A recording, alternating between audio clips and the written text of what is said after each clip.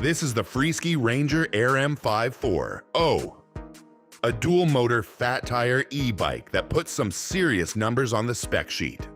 Freesky claims a top speed of 34 miles per hour, up to 3,500 watts of peak power, 200 Newton-meters of torque, and more than 60 miles of range. Those figures sound impressive, but there's an obvious question here. This bike weighs around 95 pounds, so how close can it actually get to those numbers in real use? The current list price is $1,299. So before we decide whether that's a good deal, we're going to look at the build, ride it in different conditions, and see what you're really getting for the money. Let's get into it.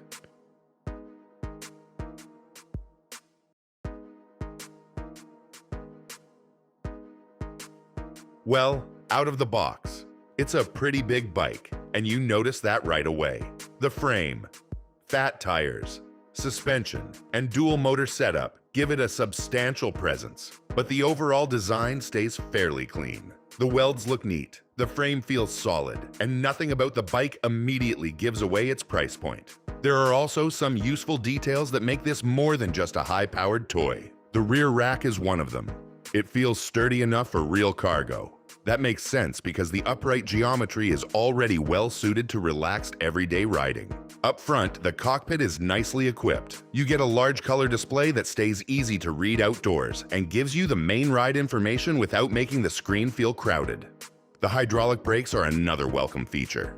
Freesky uses 180mm rotors on both wheels, which is exactly the kind of setup we want to see on a bike that weighs this much and can approach 34 miles per hour.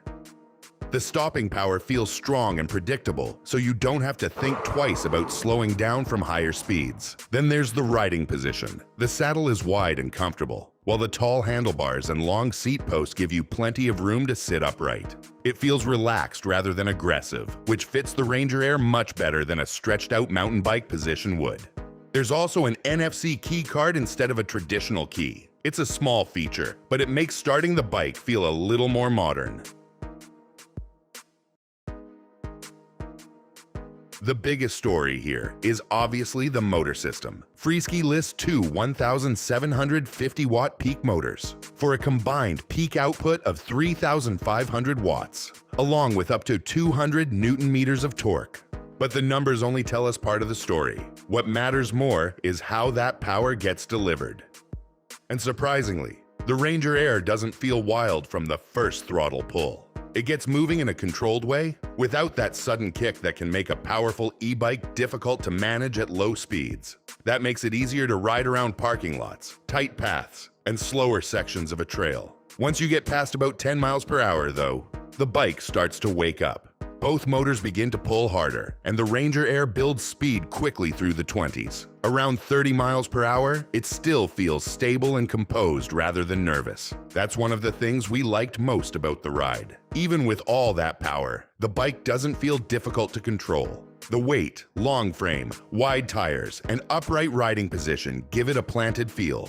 You can hold a line without constantly correcting the handlebars. The dual motors become even more useful once the pavement ends. On gravel, dirt, and loose trail surfaces, having power at both wheels helps the bike maintain traction. Instead of asking one tire to do all the work, the system can distribute the drive across both ends. We also took it up longer hills with throttle alone, and the Ranger Air continued to pull without any obvious hesitation. That extra motor power makes a noticeable difference when you're moving a 95-pound bike uphill.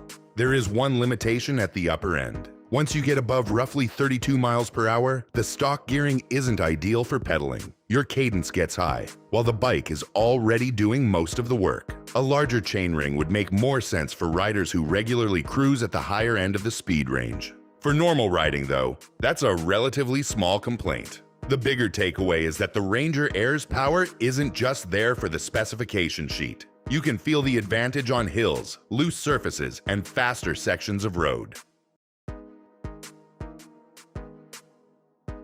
After spending more time on the bike, its personality becomes pretty clear. The Ranger Air is much more focused on comfortable, stable riding than aggressive trail performance. The full suspension does a good job of taking the edge off rough surfaces. Potholes, gravel roads, and rocky sections feel more manageable. and both the front fork and rear shock perform better than we'd expect for the price. There isn't much adjustment available, so you can't fine-tune the suspension to the same degree as a more expensive trail bike. But for general road, gravel, and light trail use, the setup works well. The fat tires also add to the comfort and give the bike plenty of traction when the surface gets loose. And after more than 20 miles on the bike, the wide saddle remained comfortable.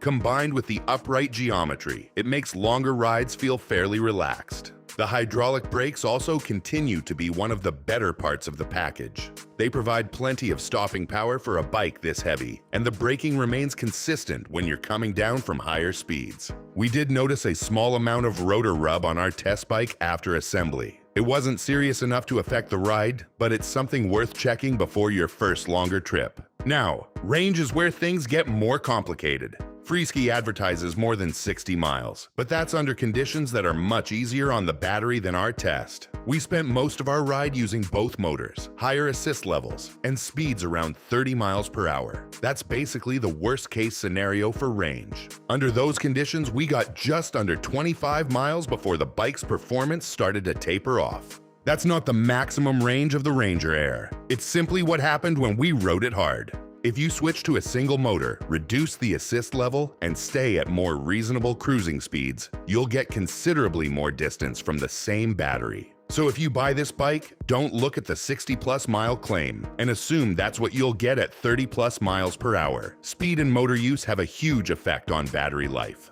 For relaxed commuting or longer recreational rides, the range should be much more practical.